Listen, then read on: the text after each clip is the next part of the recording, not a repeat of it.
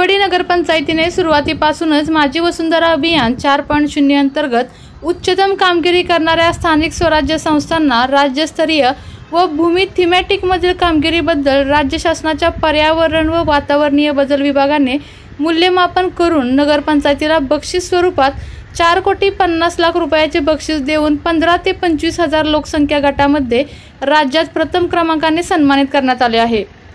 यापूर्वी ही नगरपंचायतीने माझी वसुंधरामध्ये प्रथम येण्याचा बहुमान मिळवला आहे।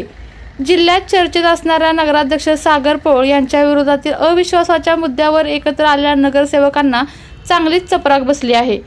बक्षीस जाहीर झाल्यानंतर विद्यमान नगराध्यक्ष सागर पोळ, मुख्याधिकारी संदीप घारगे व सर्व नगरसेवकांचे जिल्ह्यातून कौतुक होत आहे।